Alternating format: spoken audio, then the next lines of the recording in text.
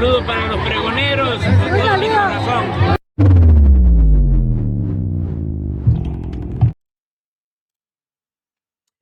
Amigos, bienvenidos a una nueva transmisión más a este su canal, Pregonero Informa, servidor Irving Rodríguez, transmitiéndoles desde el día de hoy. Nos seguimos encontrando en este miércoles 24 de septiembre del 2025. Si nos estás viendo por primera vez, muchísimas gracias por tu tiempo y por tu espacio. Solamente pido tu apoyo con la suscripción para que cada día podamos ser más en esta gran familia pregonera. Amigos, vámonos de lleno a la información. Fíjense ustedes nada más. ¿Cómo ven ustedes que cumplió sus sueños esta vendepatria? Sí, Lilly Telles nuevamente haciendo de las suyas, pero ahora desde Washington, porque así lo daba de conocer. Agradezco a Kevin Roberts, presidente, miren ustedes, de esta fundación Heritage, por invitarme a exponer la situación de México ante distinguidos miembros de diferentes organizaciones en Washington, D.C. Aquí mi discurso completo. Nuevamente se fue de vendepatrias. Ya mejor que ni regrese esta malincha a México. Porque la verdad, ya esto es insostenible. Es una vendepatrias de lo peor, Lilly Telles. No hay manera simplemente de poder hacer nada por esta legisladora, que está completamente ida, y lo decimos con todo respeto, pero las cosas como son. En este discurso van a escuchar que según México iba por un buen rumbo, o sea, en gobiernos del PRI y del PAN, pero que llegó esta izquierda con Andrés Manuel López Obrador y todo se fue hasta el extremo y llegar a un caos que según se vive. Quería empezar este video recordando lo que decía del PRI y del PAN esta falsa legisladora. Si otro partido se te hubiera acercado a hacerte este ofrecimiento, ¿lo hubieses aceptado? Si hubiera sido PRI o PAN, no. PRD. No. Perdón. Entonces, pues no se pone un chaleco amarillo. El verde. No es nada personal. ¿El verde? No, el verde tampoco. ¿El naranja? No, porque solito. el verde es el PRI. Es lo mismo. ¿El naranja solito? No, a mí me gustó. Es que allá los que han gobernado son PRI y PAN, precisamente. Y los que no me gusta cómo han gobernado son el PRI y el PAN. Y entonces la oportunidad es, sin afiliarme, va. Y no con esos colores ni... Va, así sí. Ya, pero además estás de acuerdo con lo que plantea Morena, supongo, ¿no? Sí, bueno, absolutamente. Creo que no es cierto que es un peligro para México. Yo hice una videocolumna sobre eso hace como 1 año y medio, porque pues pasaron los años y no era cierto que era un peligro para México. El peligro eran los otros, los que están ahorita, los que han estado. No, yo creo que la campaña que le habían hecho de un peligro para México es el equivalente a la de hoy, de compararlo con Chávez. Por el contrario, yo creo que Andrés Manuel va a promover las libertades, que es lo que a mí me interesa: libertad de expresión, libertad política, libertad económica. En eso estoy plenamente convencida. Jamás le daría mi voto a alguien que va a ir en sentido contrario de las libertades. Si otro partido... Vaya sinvergüenza que es esta señora. Y miren ustedes, porque dio su discurso en inglés, otra vez leyendo un discursito tal vez armado. Accept my condolences for the great loss of Charlie Kirk. May he rest in peace and our Lord's perpetual light shine upon him. His work, I am sure, will continue to inspire people to look up for Jesus Christ. I stand before you deeply concerned about the trajectory of my country, Mexico, a nation of good people, a nation I love, and I have dedicated all my life to serving. First, as a television investigative journalist and anchorwoman who survived an assassination attempt for denouncing organized crime, cartels, and governmental corruption. And recently, just 7 years ago, as a senator, now attending my 2nd term as conservative opposition. Today, Mexico is in danger, following step by step the Venezuelan path. The radical left regime threatens to undermine the very foundations of the partnership between our countries and jeopardize the stability of our shared region. For the last 3 decades, we believe Mexico was finally ready for genuine progress. As a democratic nation, we pursued market-based reforms and opened our economy to foreign investment. We were striving to build a republic where no one held absolute power. NAFTA was a culmination of these efforts. It was more than a trade deal, it was a symbol of a shared vision for an integrated and prosperous North America. But the dream of Mexico as a responsible partner in the free world began to fade under the radical left government of Andrés Manuel López Obrador, who began dismantling, undermining the rule of law and forging ties with cartels. He began dismantling democracy. Now we have a crisis that is not merely domestic, but a direct threat to the security of the entire hemisphere. The Latin American left gains power. Authoritarianism, statism, and collusion with cartels are unfolding with an alarming clarity in Mexico. The gradual but relentless erosion of liberty and the rule of law are transforming Mexico from a republic to a one-party regime that ruthlessly silences dissent, destroys institutions and fundamental rights, and concentrates power in corrupt politicians who have jeopardized the justice system, turning it into a tool of political repression that targets not only political rivals, but journalists, activists, priests, and anyone who dares to speak truth to power or expose their ties to criminal organizations.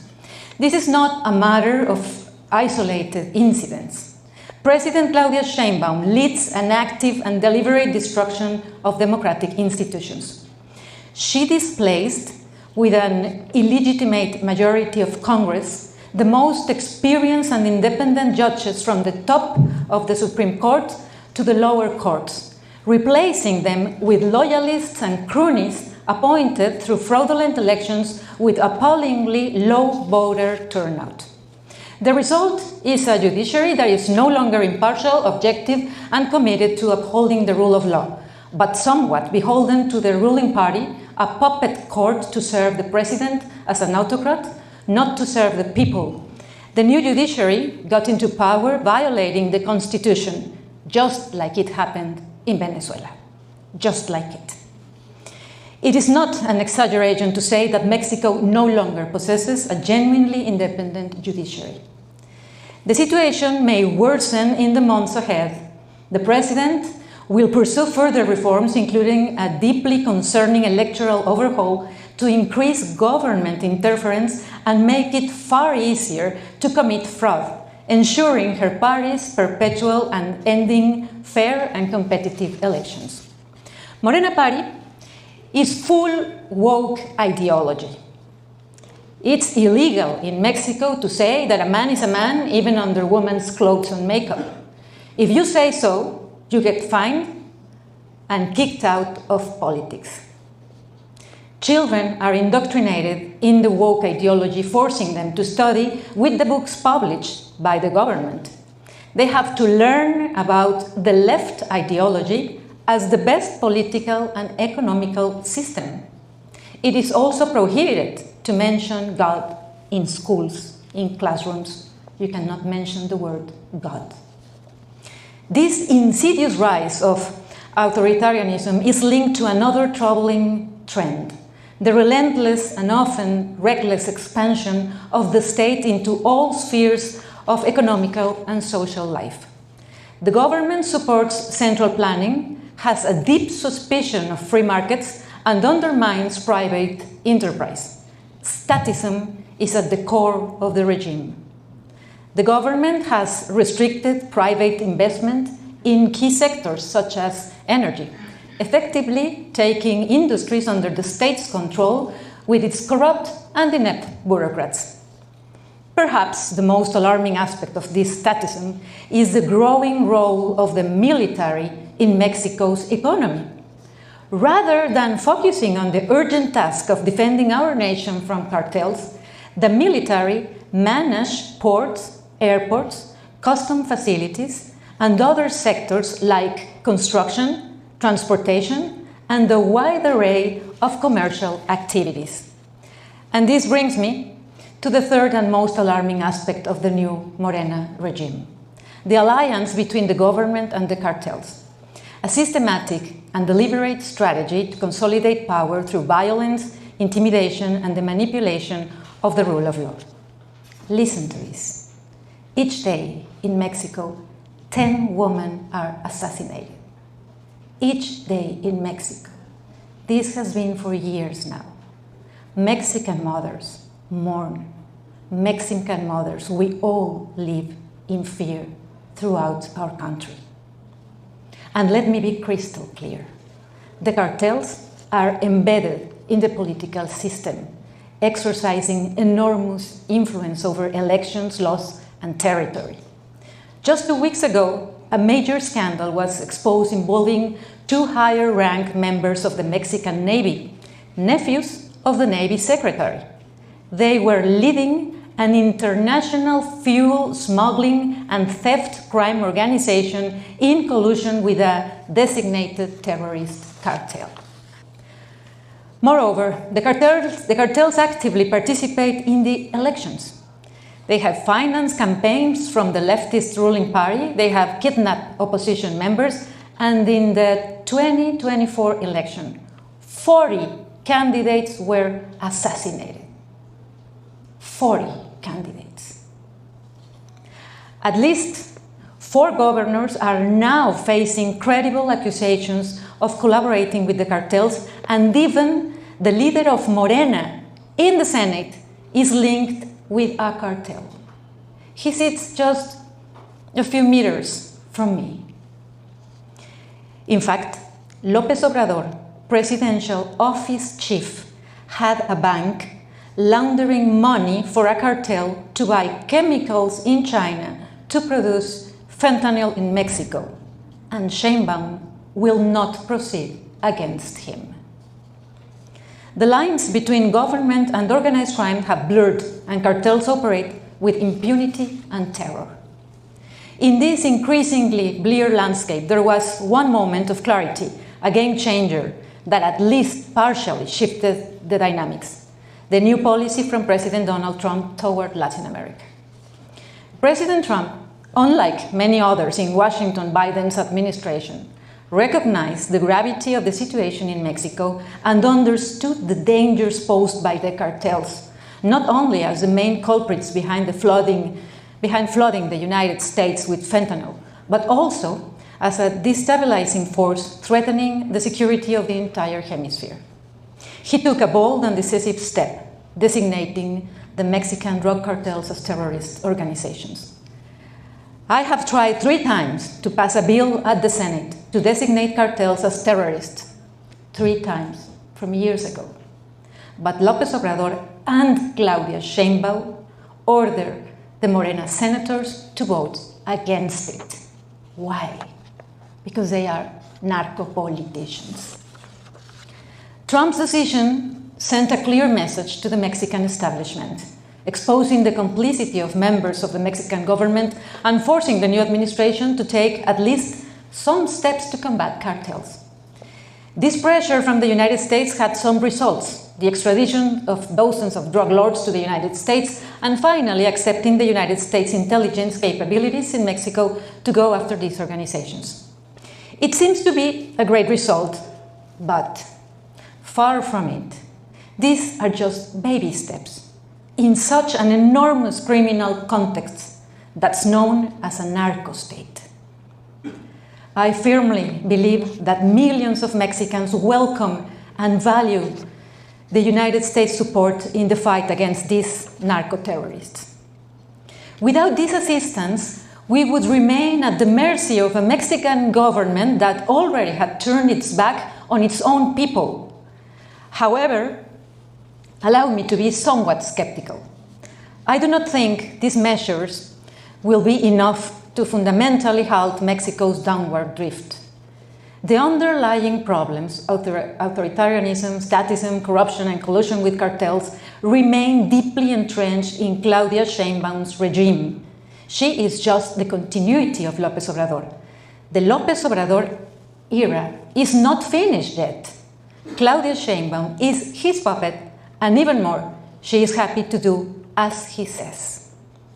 The Mexican regime, despite making some concessions to the Trump administration, views these measures merely as temporary obstacles to its long-term goals, establishing an anti-democratic, anti-capitalist, radical left and pro-criminal regime right next door to the United States.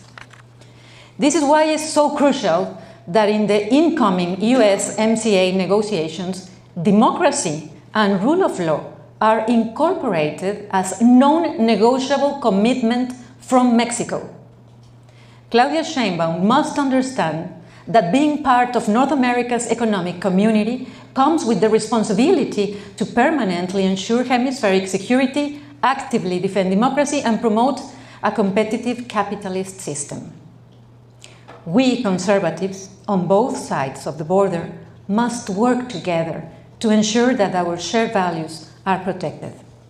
The battle of the right in Mexico is as crucial as the one taking place in Europe and the United States. But the Mexican left is far more serious and dangerous. It holds real and great power. And politicians have an alliance with cartels. Just look at one state, just one state. There are many like this.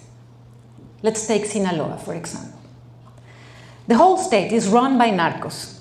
And López Obrador and Claudia Sheinbaum were really angry when the United States got its major drug lord. And they even said that the violence was provoked by the United States for capturing this drug lord. In reality, it's the other way around. The violence is provoked by the government of Morena, who don't capture the criminals and don't capture the big narco leaders and the narco politicians who protect them. Yet there is hope for Mexico.